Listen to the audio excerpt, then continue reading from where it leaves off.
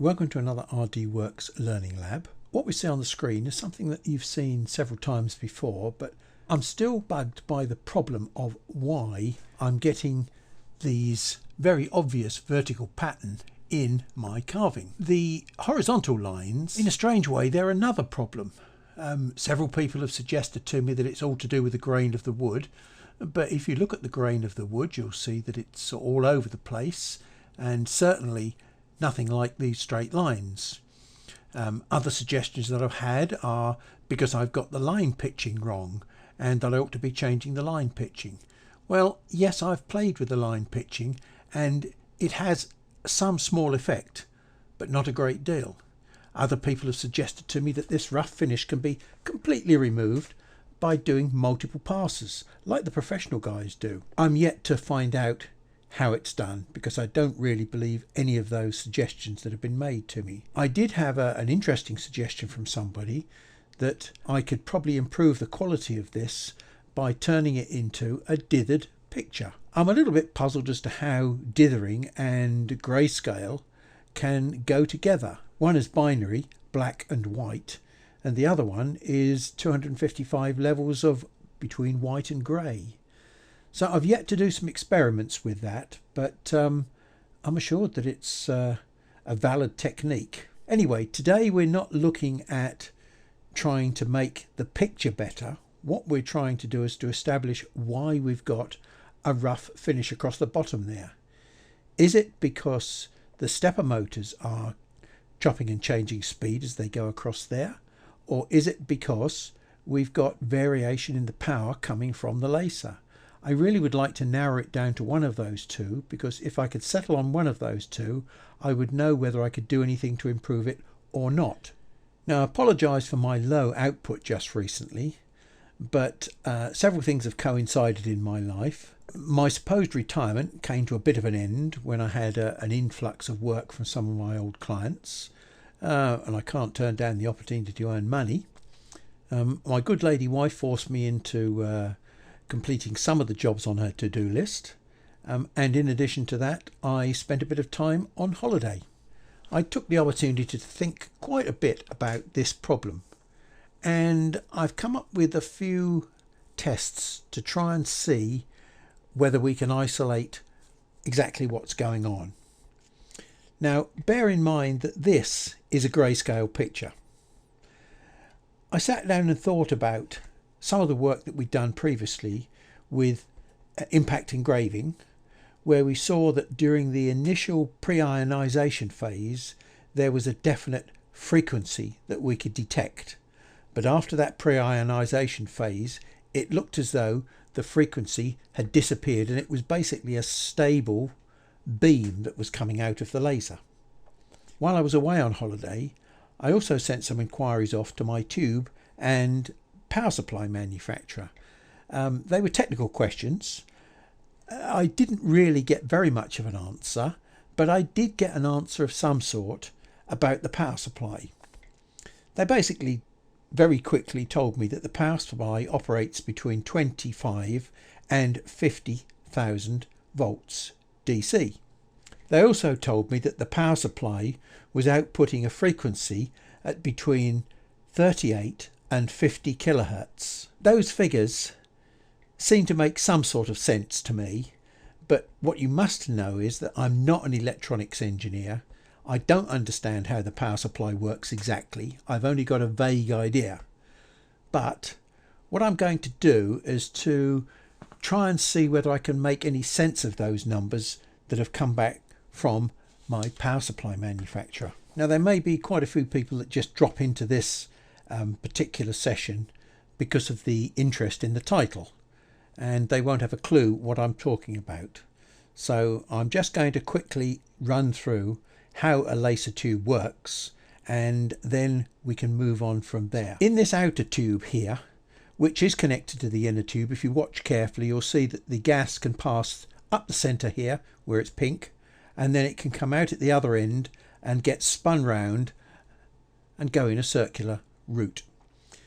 Now, the gas mixture itself is roughly 10% carbon dioxide, 10% nitrogen and 80% helium, and the most important one of those gases to get the thing going is nitrogen. Now nitrogen, along with all these other gases, are basically non-conductors. They won't conduct electricity. But the nitrogen, if you subject it to a very high voltage, which probably is in the region of 25 to 30,000 volts, can be made to get so excited, it heats up and gets so excited that it sheds some of its electrons.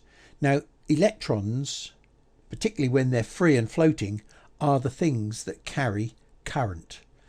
So as soon as the nitrogen gets into an excited state, and that excited state is indicated by the fact that the gas turns pink, and that's a state called ionization. So the nitrogen goes into a state of ionization, and you can get huge amounts of current that could be potentially carried by the gas. Now the external power supply limits this current, and we won't go into too much detail on that at the moment. But what we will find is that because this nitrogen is very excited, it starts to heat up. That heat is not good for the process. What we have in the mixture is helium. Now one of the properties of helium is it's a very, very good conductor of heat. And the helium in the mix helps to conduct the heat away from this central pink area to the little blue tube around the outside, which is the water jacket. So the heat gets carried out from this ionized gas to the water jacket. We've got nitrogen, which is very excited, and we've got helium, which is carrying the heat away. And the whole process is nicely under control. It's a process which is running stably. Where does the CO2 come in? Well, as I like to describe CO2, it's a very lazy gas.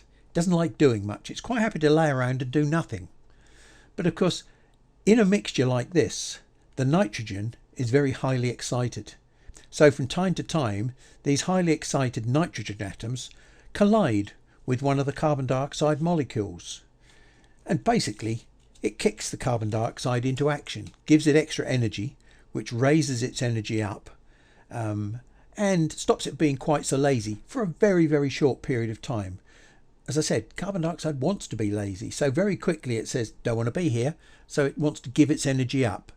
And as it gives its energy up, that is when you get photons of light emitted. And those photons of light are the things that are bounced backwards and forwards off the green end mirrors in here, and eventually become a coherent beam which comes out at the right hand end. So that's the basic principle by which the tube works. But if you put too much current through this tube, then what happens is the nitrogen gets even more excited, because its excitement level depends upon the current, and that generates more heat. But in addition, it generates more power because you get more collisions with the carbon dioxide. And the downside is, to increasing the current, the nitrogen gets so excited, it has so much energy, that when it impacts some of these carbon dioxide molecules, it has enough power to break away one of the oxygen atoms from the carbon dioxide. And then all of a sudden the carbon dioxide becomes carbon monoxide and a free oxygen floating around. Now carbon monoxide is not a lacing gas, nor is oxygen. And so consequently, if you drive the tube too hard, you start destroying the carbon dioxide that's in the tube that is the lacing gas. And you can very quickly kill the tube. So to just briefly sum up, if we've got pink in the tube, it doesn't mean to say that we've got power coming out this end, because the nitrogen gas will ionize to a pink colour provided we've got high voltage being supplied to it. If there's no carbon dioxide in the gas mixture, there will be no lacing action. So as you can see, having a pink colour in your tube is no guarantee that you've got power coming out the end here, because the two processes are completely independent of each other. So to get this process working, we must have a very high DC voltage, and my power supply manufacturer tells me that my particular system runs at 25,000 volts when it is nice and stable. Now, nice and stable to me is also indicated by DC, direct current. And I always think of DC as being a battery. In other words, what comes out of a battery is a nice steady voltage and a steady current flow. Not entirely true. And that's what I've got to investigate to find out what's happening to the beam as it comes out the end of this tube. So what goes into the power supply is something called an alternating current. Now, if we look here, it's voltage, a high voltage, zero voltage, and a negative voltage. The picture is not telling the whole story, because when the voltage is high, what it's doing, it's allowing current to flow, and the current flows, let's call it in a positive direction. But when the voltage drops down to zero, there is no current flow in the wires, and then all of a sudden we go to a negative voltage and the current flows in the completely opposite direction, and that current is what's mentioned up here, alternating current. Although we see a waveform here which is basically alternating voltage, what it causes is an alternating current. So that's what we put into the power supply. But what comes out of the power supply is one of these two characteristics below here, and I don't know which. The first stage of changing this alternating current to a direct current is to make sure that the current always is positive. So by some electronics magic, in fact it's called a bridge rectifier, they managed to invert this negative current into a positive flowing current. So instead of getting plus minus, we get plus plus plus plus all the way along here. We get current flowing in little pulses along our wire. Now this crude pulsed current flow is basically called unregulated, and if you take it one stage further, you can in fact pass the current into a capacitor, which stores up energy at the low points and releases it at the high points, and so consequently you get this slightly smoother type of current coming out of the system. That's a smoothed output. I'm not sure that our Leisas operate on this green system. I think they're much more likely to operate on this unregulated system here.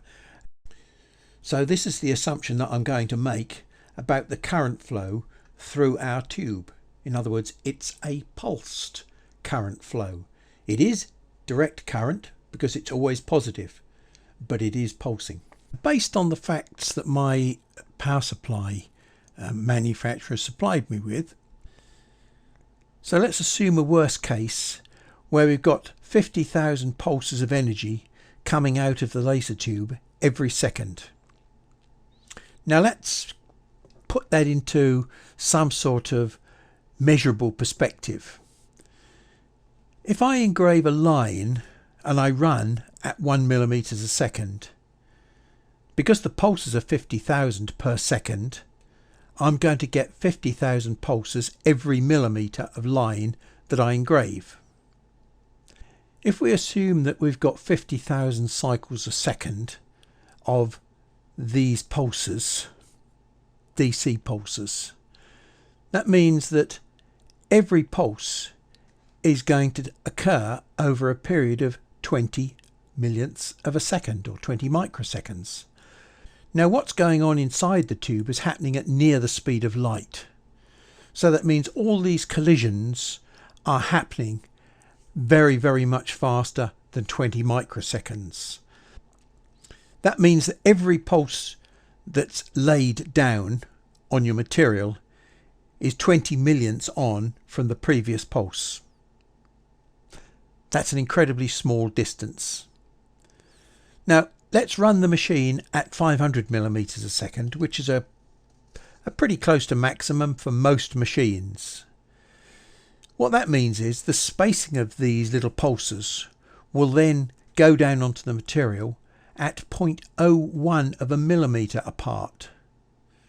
Now that's still an incredibly small distance, because if you like to pull one of your hairs and look at it, you'll find that a hair is about 4 times more than that.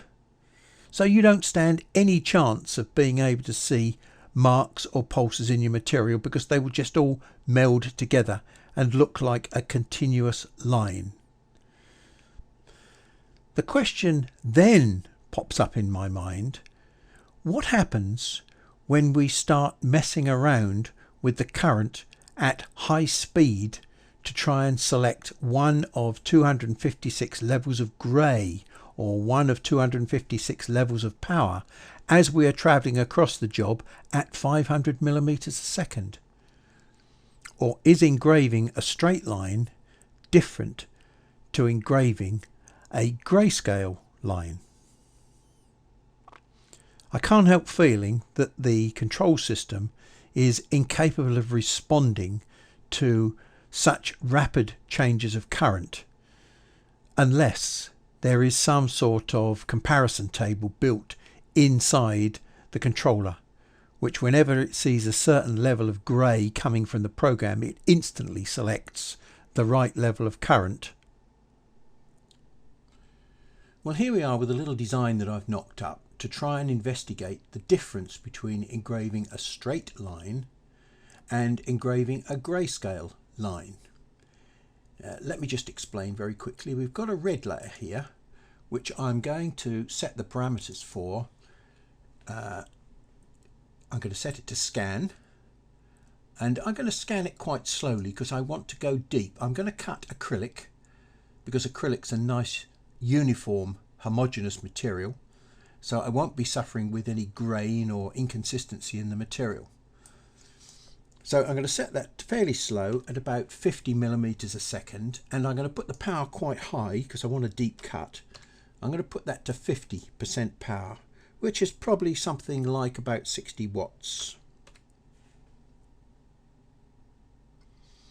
Now this is an important thing down here. Look, we've got a feature called X swing. Now X swing means that it cuts both while it's travelling left and while it's travelling right. So I'm going to leave that as is for this red layer. I'm going to leave the interval set to 0.1 because 0.1 is probably narrower than my beam will actually cut.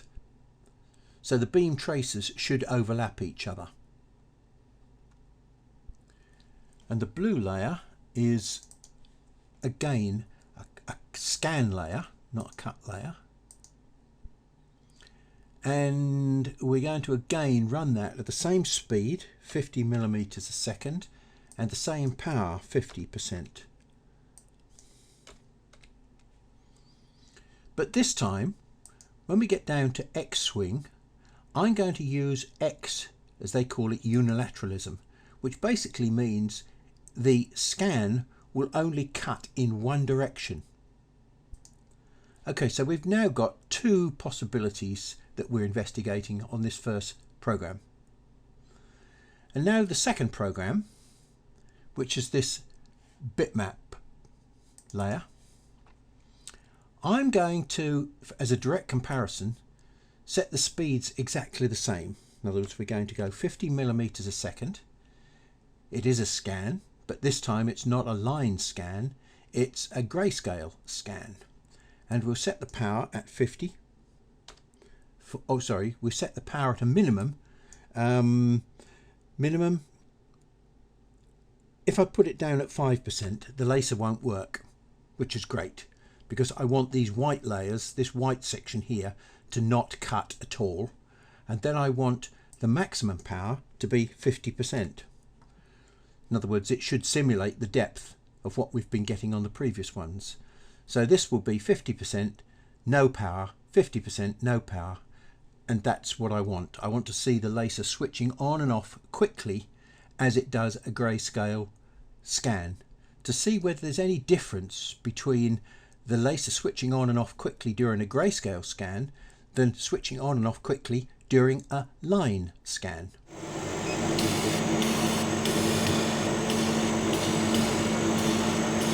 So first of all, we've got lines being drawn horizontally from both directions. So the Leisa is stopping at the end of each stroke and starting again.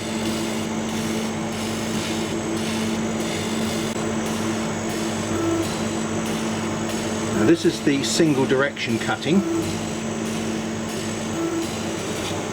Now we can hear the laser stopping and starting here at the end of the stroke.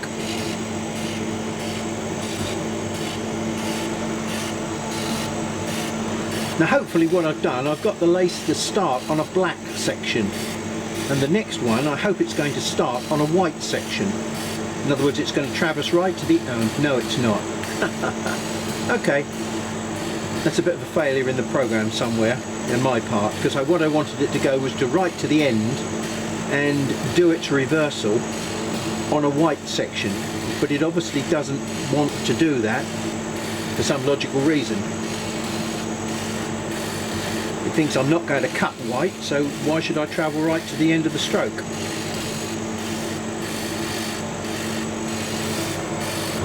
Now I'm just going to stop the program there a minute, and I'm going to put an A. I'm going to put an A in here, and I'm going to put a B in here, so we know which is which, and the direction at which they're cutting.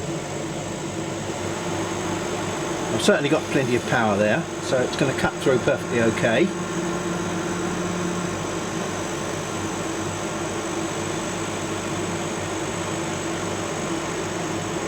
I'm purposely using as little speed as possible and as maximum power because I want a burnished edge on my cut. I want a nice sample that I can see.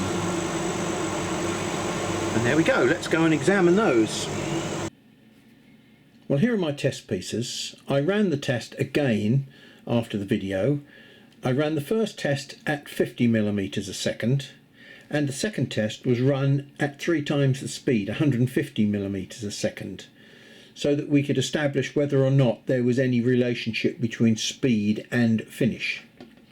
So let's have a little bit of a closer look at the results. Now what I'm going to do is compare them with each other, in other words the two speeds. So the first thing I'm going to look is at what they call the X swing, which is the bidirectional cut, and it started from this end and moved backwards and forwards like this. The top sample was done at 50mm a second, and the bottom one is 150mm a second. Now if you look carefully, you'll see that as the cut starts, we get these huge grooves in there. Now these grooves are not random grooves, they run across in line with each other, as do all the marks that are on the surface. It's almost like a knurled surface. And even when we run at 3 times the speed, those marks are still there, but the pitching seems to be 3 times wider. Okay, now if I look from above, you can see that we've got very distinctive, what look like gear teeth. From left to right on the picture, you can see the lines of pitch between the X sweeps. But the interesting question is the lines that go up and down the picture. Now let's look at these quickly in turn, each one of these grooves. First of all, if we take a look at this edge here, it's not upright. Now I would have thought that if the power had just switched on, it would have immediately punched a hole straight the way down, because we're only moving at 50mm a second, which is really quite slow. Okay, so it took a little bit of time for the laser to reach the bottom of its groove, and then it went up and down and up and down and up and down before it settled and did some high-pitched something or others. And when it gets towards the end of the groove here, look, you can see how the power is beginning to drop off because the gap between the top and the depth is getting less. It's almost that the laser is anticipating that it's got to stop, and then it stops, and we get, it's still not a vertical face, but it's a nearly vertical face.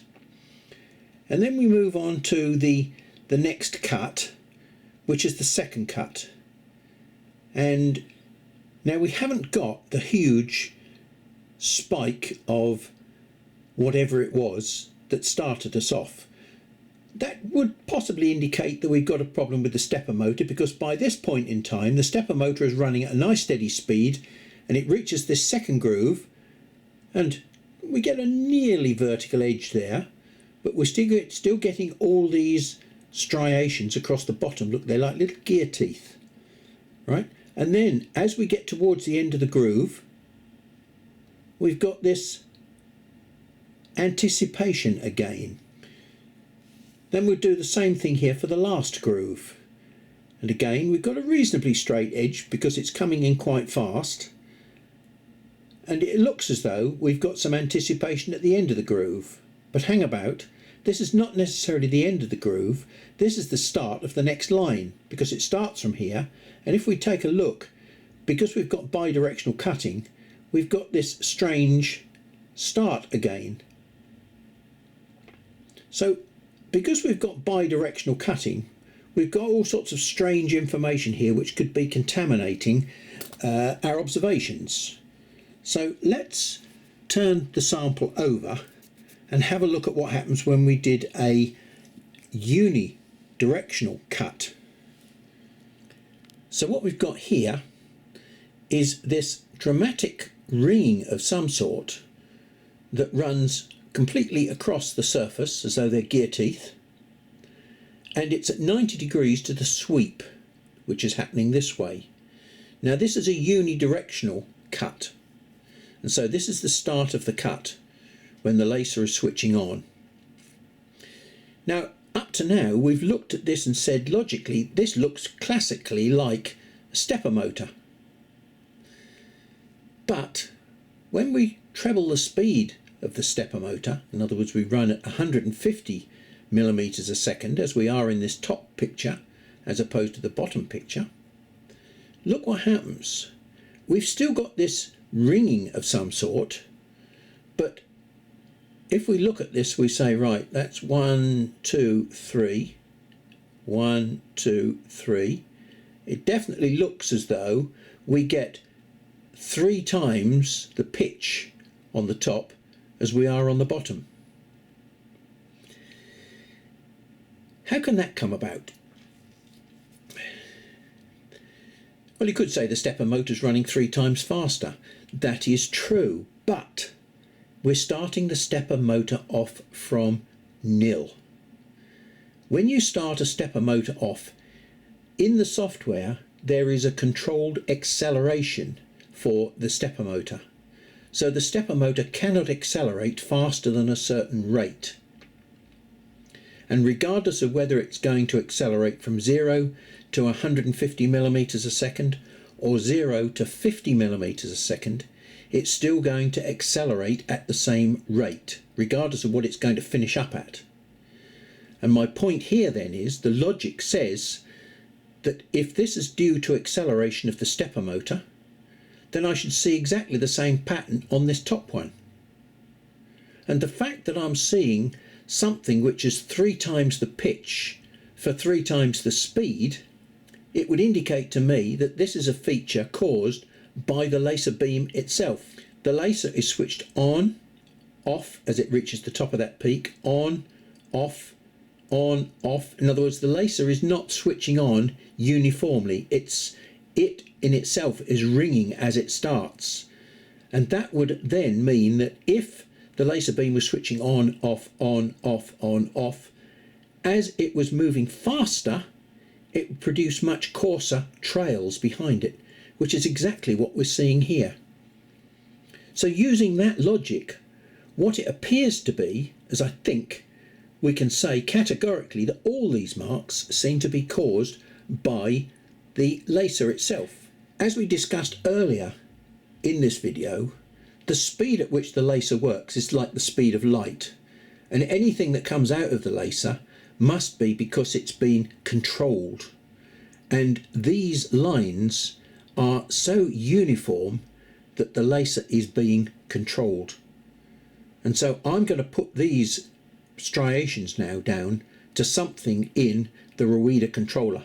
These are far too coarse to be caused by the power supply. So if I do a quick calculation and work out what this frequency is. Now supposedly we've cut these at constant power because we set the system to 50-50. How good is the Leisa at maintaining that power? Well, the answer is it doesn't look like it's all that brilliant. Apart from the gear teeth at very low speed, even when we start speeding up, look, there's some undulations there, and on this one it's levelish but undulated, and on the last one, well, it's definitely better, but you can still see the undulations on there. It's certainly flatter as we get faster than this bottom one, which as you can see is definitely not flat. While I was running these tests, I also did a third test with exactly the same settings as the first 50mm a second. When you select scan mode, you get an option box called Advanced, which pops up beside the power window. Now in there, right at the bottom, there is a feature which you can select, which is called frequency. Now it's set by default to 20 kilohertz. Various people have asked what it's for. I've experimented with it before. I've found it doing nothing. And I thought in this particular instance, I will run my tests and change that to see whether there's anything that I can detect different about the cut. The top one was done with this frequency set to 5 kilohertz. And the bottom one was the first test that we did. I can't see any difference. So this is now the bidirectional grayscale cutting, and as you can see we've still got the what I call the gear teeth resonance at the beginning of the cut there, and there is a hint of it on the one underneath, which is done at 150mm a second, but it's again much smoother. The depth of cut seems a lot smoother. Let's move on to the second cut, which is here.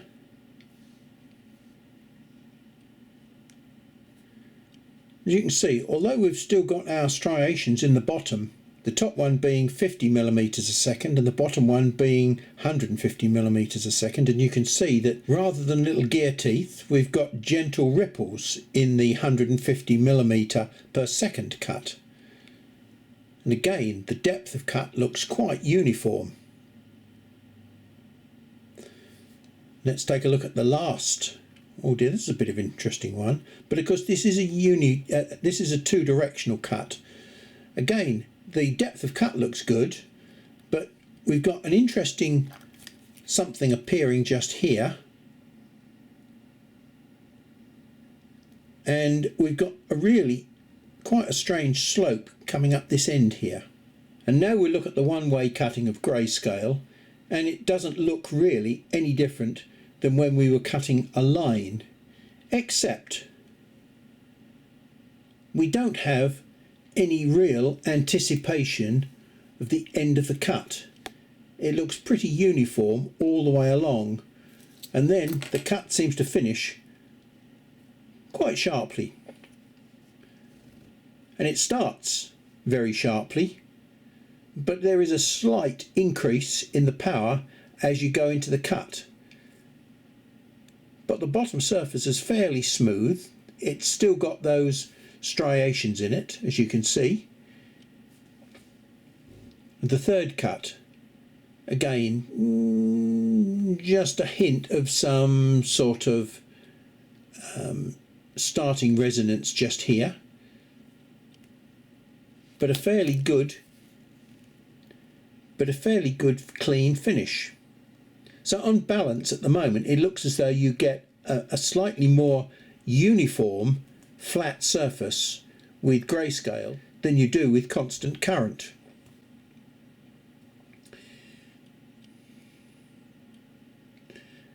Again, we're using grayscale, and you can see that there are some very slight ripples in this bottom surface, but running at 150mm a second tends to produce slightly smoother finish. If you're going to do grayscale cutting, then what I think we're going to have to do is put some sort of board around the grayscale to get rid of this initial laser bounce before we get into the real job. Now the only question then to be asked is, does this laser bounce occur between every grayscale level? Or is it something that just happens at the beginning?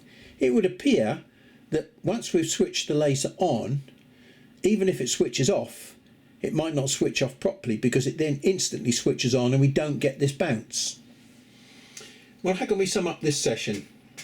If you try and cut a line with max and min power set the same, you would expect to get a nice uniform depth of cut.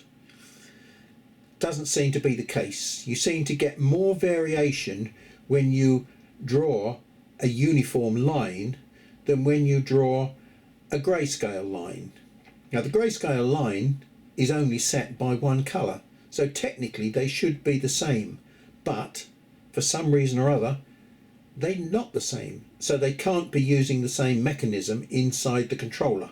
The other thing that we found out is, I think without a shadow of a doubt, that all the variations and marks that we're getting in the bottom of the grooves are actually nothing to do with the stepper motor, and they're all to do with the control of the laser. They're not the fault of the power supply, because the power supply is operating at a much higher frequency than that, and the only thing that can control that is the reader controller. Can't do anything about that, I'm afraid, other than to exploit the best properties that we've found here today. I will try and do some work to establish what happens when we change from one level of grey to another, whether we get the bounce only at the beginning or whether it's between every step. But that's something we should do in the next session.